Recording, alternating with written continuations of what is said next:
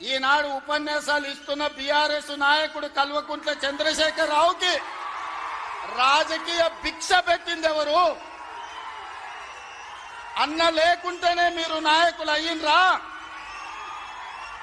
అన్న నీడను బతికిన మీరు అన్నగారి గురించి తక్కువ చేసి మాట్లాడు మీకు మంచిదా?